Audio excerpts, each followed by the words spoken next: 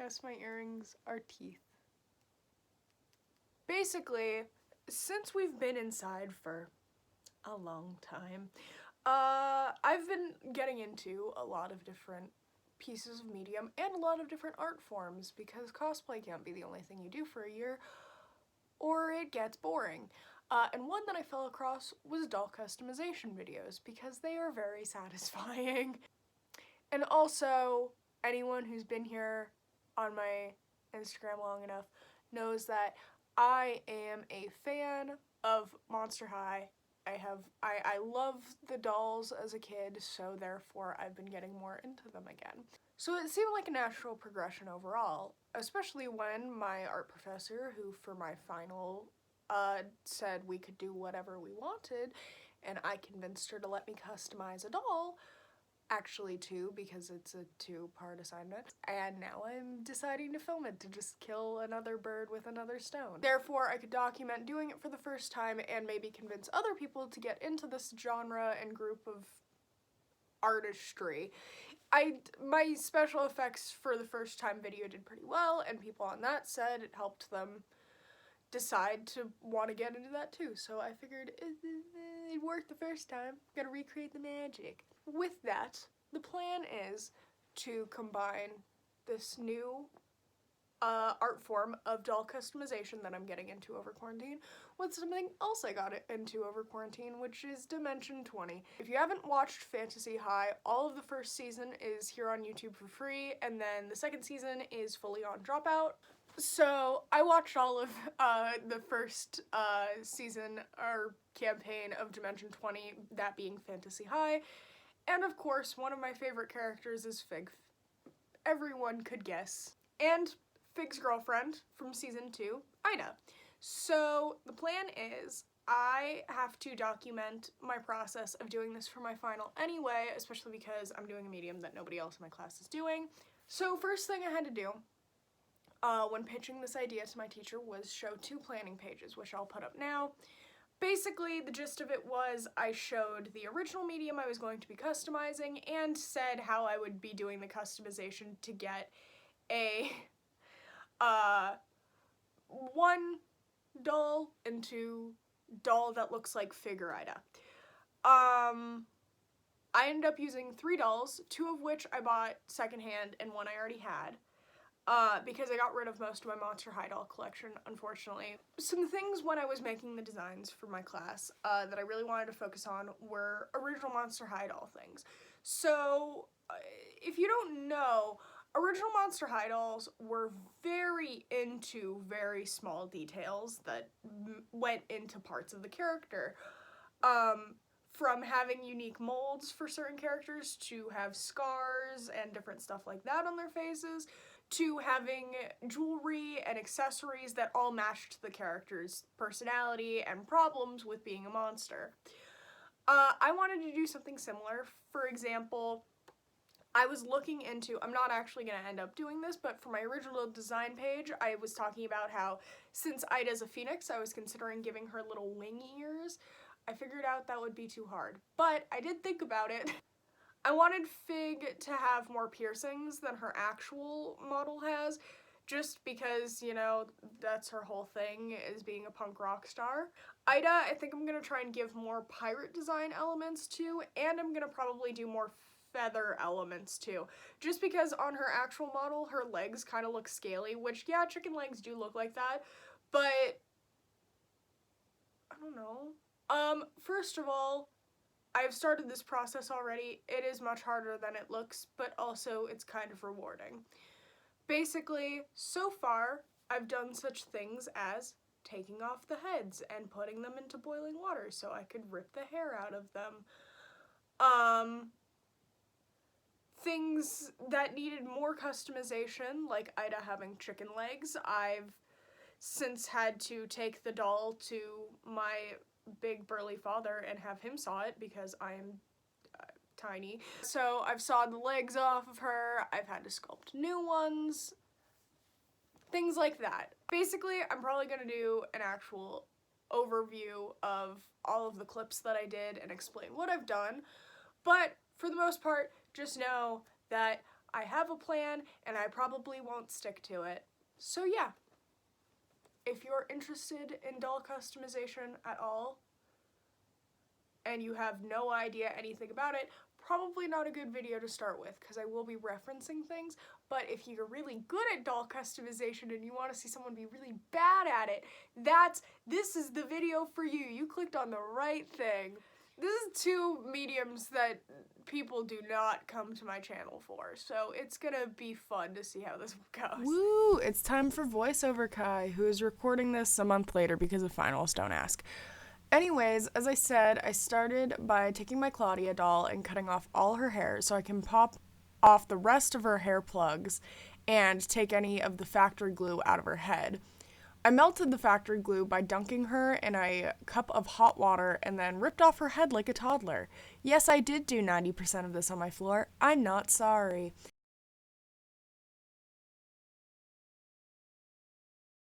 Anyways, I pulled out the plugs of hair and glue from her head using tweezers and a thin pair of pliers. I know, I have tools, it's really surprising. This took a really long time, but eventually I finished ripping out her hair and moved on to matching her head to her body. Since I was mixing and matching these like crazy, I wanted to see how they looked together. From there, I started living my Victor Frankenstein dreams and did some plastic surgery by softening the vinyl of her head and cutting off her wolf ears to make them into tiefling ears. This was easier than expected and really satisfying. If you have any dolls, cut off their ears with an X-Acto blade.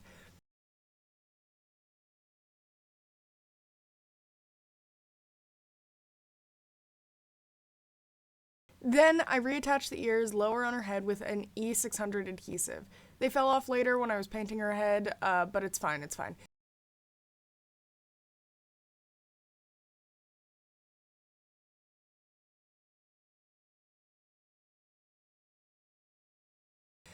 From there, I had to wait for that adhesive to cure, so I went searching in my old doll clothes and found these boots, which were perfect but too tall to match her Doc Martens. So I cropped them using the same method I used on the ears. I made a contraption out of foam, pencils, and needles to spray paint the shoes and Fig's accessories. Don't do this, because the paint didn't bind at all and totally ruined these. Whoops. Anyways, back to her head. Based on all the videos I watched, I bought some 100% acetone nail polish remover and used a Q-tip to take off all the factory paint on her head.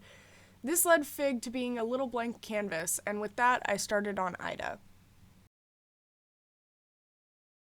I started by making a wing pattern based off of bird wing anatomy photos from Google, and then I used that to trace the shapes I needed off of craft foam and traced where the layers on those would lay. Then I cut it out.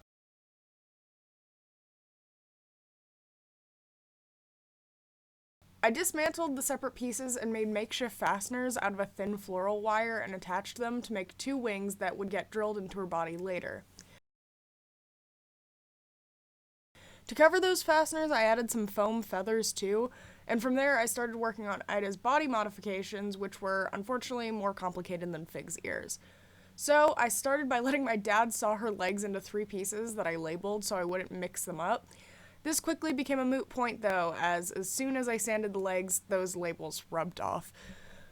This led me to making my second major mistake of the process alongside the shoes. I tried reusing old cosplay supplies on things that weren't cosplay. Basically, I thickened up the floral wire that I had used earlier on her wings to make the armature for her chicken legs and sealed that off with more E600 adhesive and created her muscular system there with foam clay. This didn't work at all, and I had to replace it later. It's fine, it's fine. I tried using this to make Fig's horns too, but there was something in the foam clay that just would not stick to the plastic or vinyl of these doll bodies, so I had to buy something else later.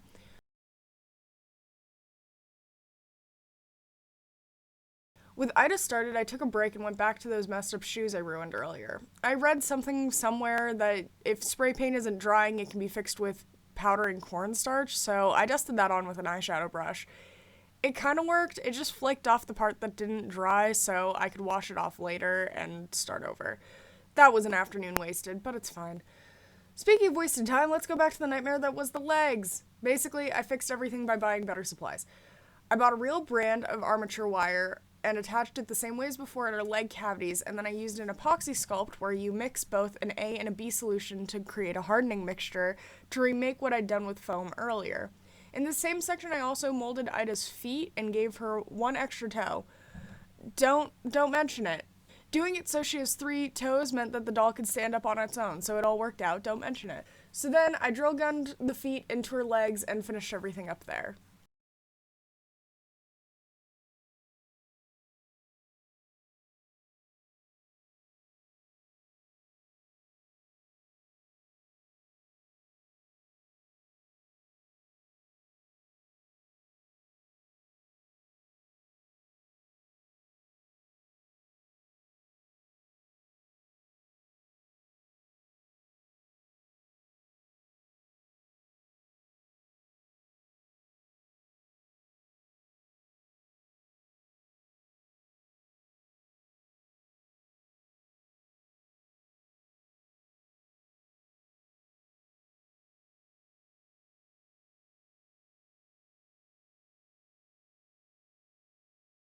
I also lost the footage making Ida's legs, but here's how they ended up. They were a little lumpy though because the epoxy is really hard to smooth with gloves on, so I pulled out my Dremel and sandpaper and sanded the absolute living shit out of every part of it. If you do this, which you shouldn't follow these directions, but whatever, remember to wear a respirator and eye protection. After everything was sanded and done, I washed them off in my sink and I started onto painting.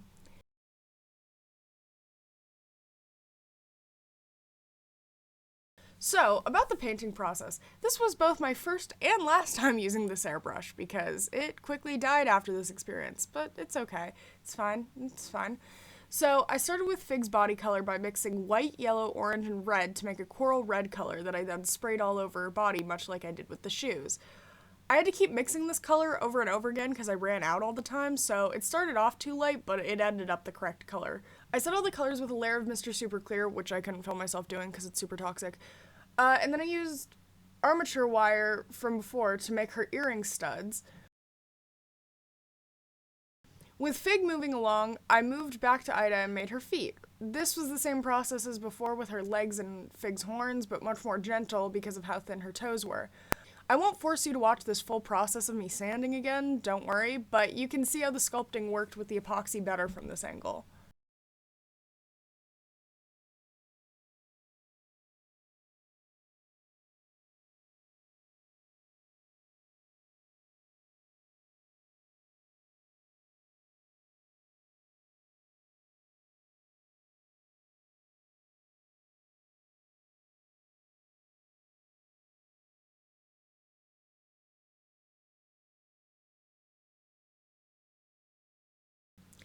Ida's feet were a bit wonky on their own, but I was trusting the process, so I took a break and made the first little piece of doll clothing I could. I made Fig's first sock out of an old ripped wig cap, really just to see if I could do it. The answer was I could, but it tore and had to get fixed later, so I shouldn't have. I gave up then and moved on to accessories that were pre-made out of plastic. I pulled out the spray paint again, but this time it worked! I don't know what was different about this gold spray paint rather than the black one, but for some reason this worked, so I'm not questioning it. I literally don't know why, but it's fine. God decided to not smite me that day, but on that note, I decided to smite everyone else and ruin a whole wig. To save money on Fig's hair, I decided to cut a good hunk out of my old Sophie wig and took that away to plug into Fig's head later. That wig is ruined. After making that first little sock, I then became addicted to sewing tiny clothes, so I made a second little sock for Fig and fixed the boots with some details and a coat of glossy varnish. Unfortunately, the rest of my little doll patterns hadn't come in yet, so I had to stop there and went back to color correcting the head I'd chose for Ida.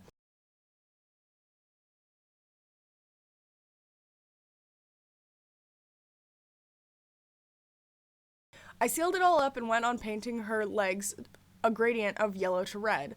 This was when my airbrush broke though, so I didn't really get any footage of me doing that. From there, I began to harvest the hair for Ida, which was all made out of brushed yarn.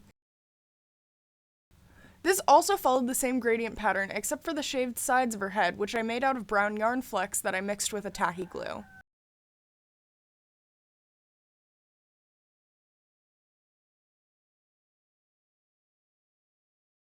To plug the hair into both dolls, I used a homemade plugging tool.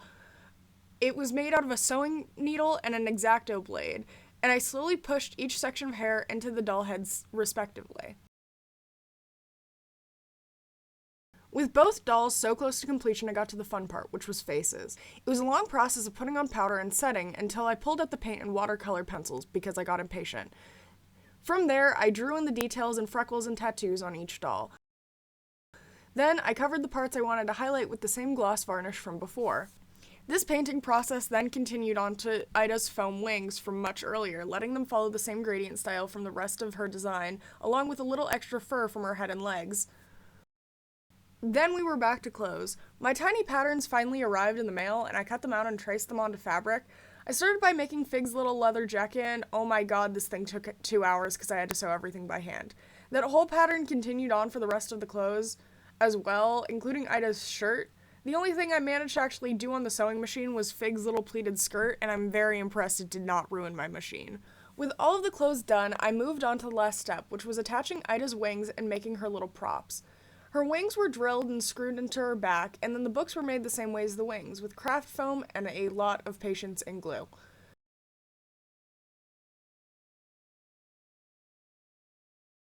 And from that, the 2 dolls were done. And I'm on my way to work, which is why I'm in this ugly shirt. But anyway, just to show you the final product, here's Fig. I'll also be putting pictures of them after this, but here's Ida.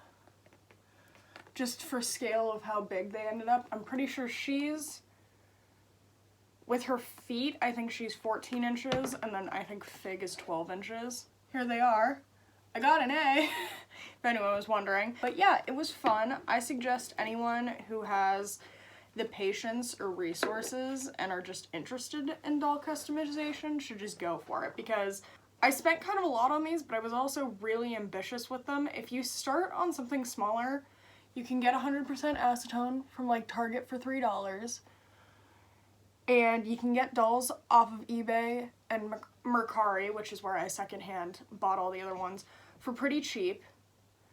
And if you're doing pre-made clothes and just reusing stuff you already have, it's not that bad. I think that you should just go for it if you're interested in it.